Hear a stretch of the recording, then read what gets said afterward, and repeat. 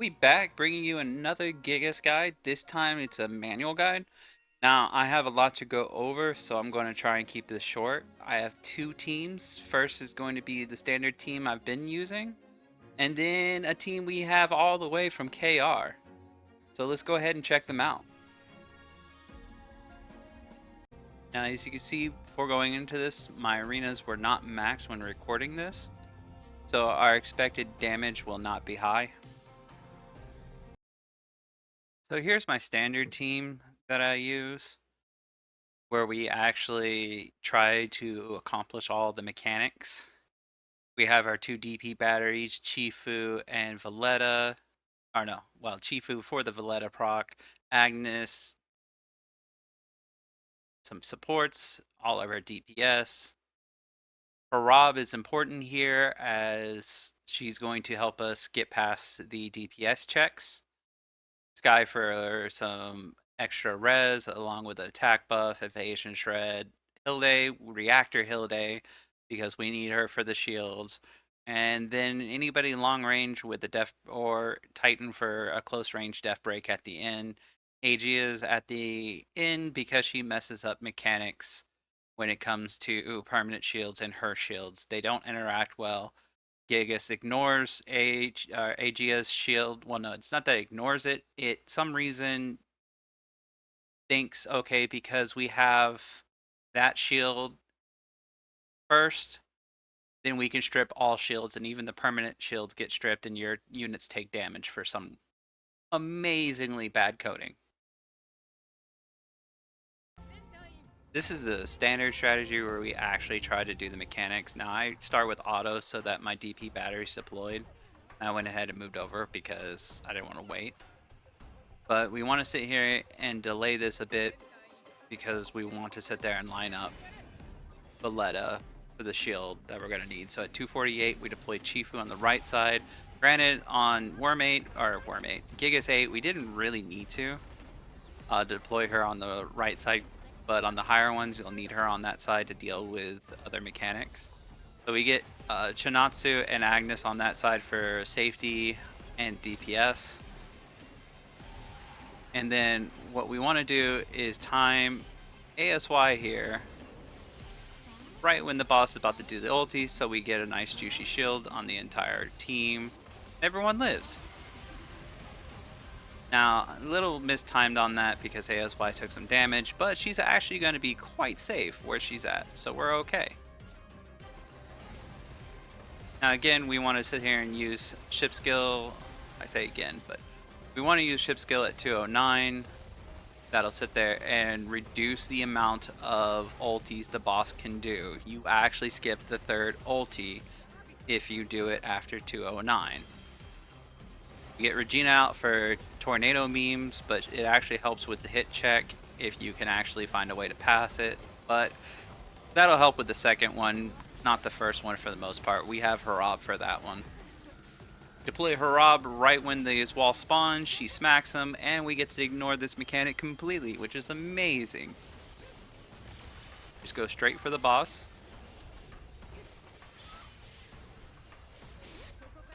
Now we deploy a Hilde here right before the boss ult again so that we get the shield on the entire team protecting them. And then that's the last ulti we should have to deal with. I think, right? We'll see. But anyways, Kyrian comes out. Because Kyrian's goated.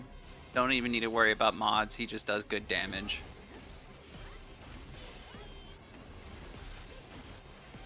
Play dash. Get some more long range breaks. Luckily Harab was in a decent position, so we were able to steal one of the walls. After that she just kind of dies. But the tornadoes and everybody else sits there and takes care of the rest. We get Titan out for a nice juicy death break. He has enough HP that he can actually be close enough to the boss. And he has a revive mechanic, so we're good on that.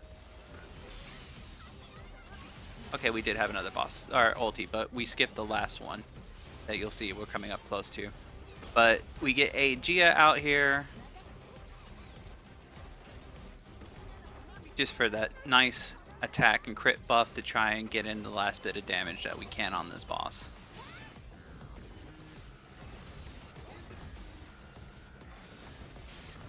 ship skill again just to sit there and prevent the last ulti from happening.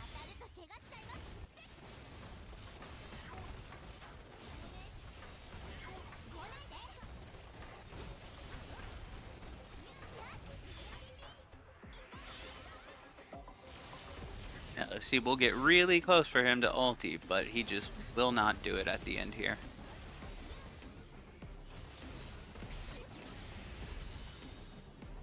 And that's was my standard strategy.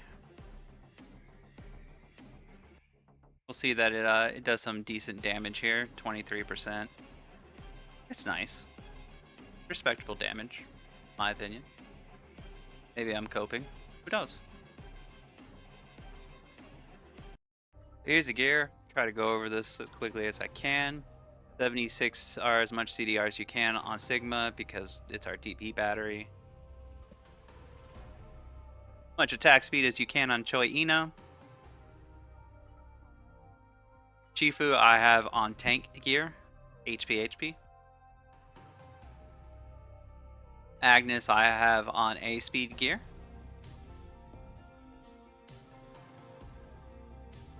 Shinatsu I have on tank CDR.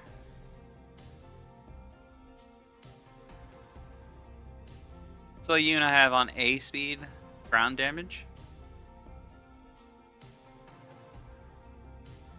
Same with Rosario.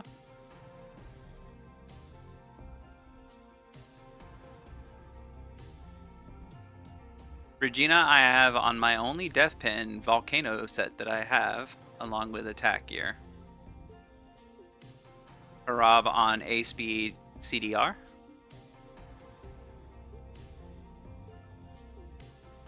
Sky on CDR tank because that's all I had left over.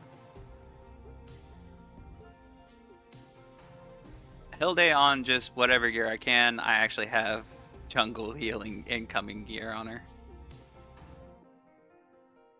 Currying on it as much damage as possible, but I went with attack.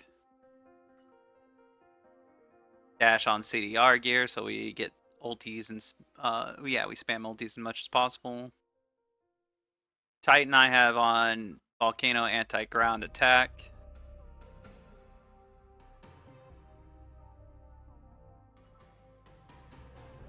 So Yoon I have on some cheap CDR gear.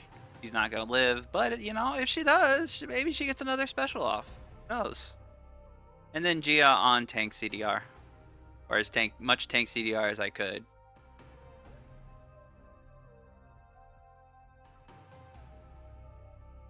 Chip is quad, and the operator is Valletta.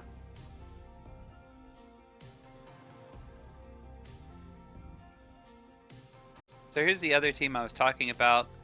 We're going to sit here and sub out Harab for Kestrel and Titan for Soyun, I believe, and Dorothy. So a few changes, and I'll go over the gear at the end as we made a few changes here and there. But just on the character set, I changed them all. The KR's #1 guild was nice enough to share their strat with us and how they do this, and I want to get this just right. There we go. So they have this nifty ASY strat where if you deploy her in a specific place, as you'll notice here, where I have her being about to be deployed, she's close enough to the boss that he doesn't trigger the boss's AoE attack if nothing's close enough ability, but just out of range of actually tanking the boss. So ASY does get hit, but because of the guns, she actually lives it, and you don't actually need a front line for the majority of this boss. Now, I had to practice this a few times. Trick I used was I picked my favorite rock, and I deployed her on that. And as you notice, no front line, and we're Gucci. We get Agnes out there for the long range, free death break. We also need to sit here and deploy our batteries.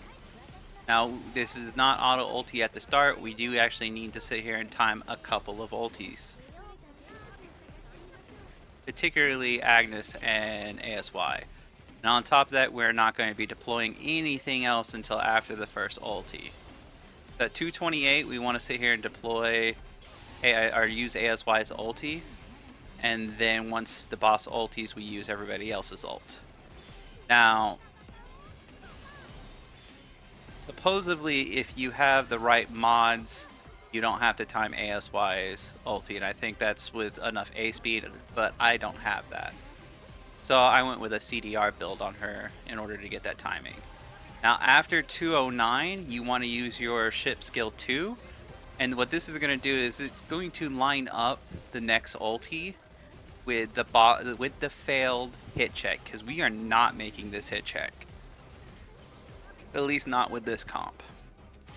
Now, I'm not sure if I'll have KR's video in my description of how they did it. They used rearmed Edith twins, which I don't have. So, or at the time when I made this video. But here, hold on. There's coming up an important part. So we failed the hit check, and as soon as this arm goes up into the air, we drop a Hilde. This gives us the shields we need, and it needs to be a reactor 8 Hilde. But it gives us all the shields we need. And then we turn on auto ulti and just enjoy the rest of the game. But yeah, like I was saying, I'll have their video.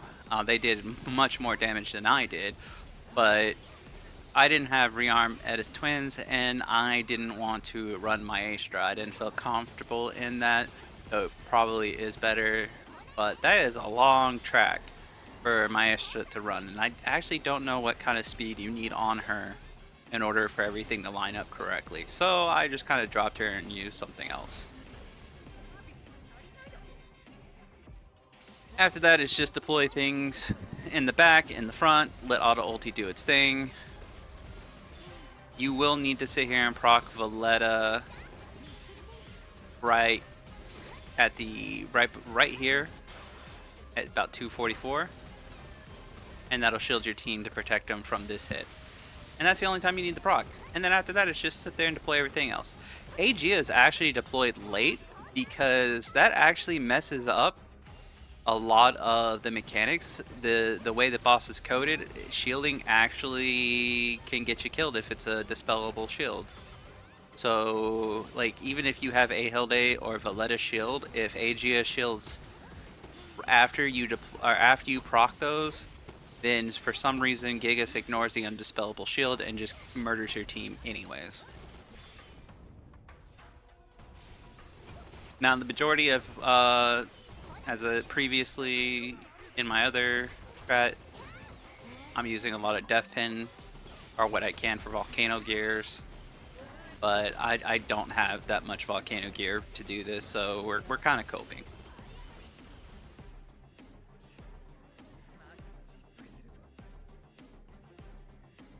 Now let's see the score. Now, 24% on boss 8 or level 8 is not terrible. Could be better, but I'm not outfitted for this, to be honest.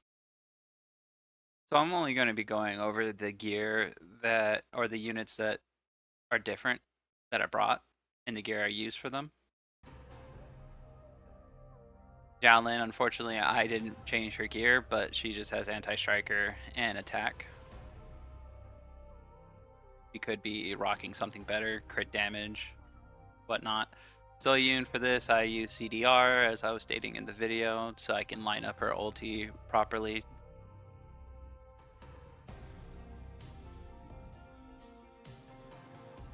Let's see, what else? Not carrying. Dorothy's on attack speed. Swift. Also, I forgot to change my Chifu's gear from tank to CDR, so there's that. Thanks for watching. I hope either of these teams help improve your damage or give you new strats to play with. Thanks to KR for sharing this cool new strat. As always, feel free to leave a comment or catch me on Discord. Link will be in the description. If you want to help support this channel, you can find a link in the description for that as well. And I'll see you all next time.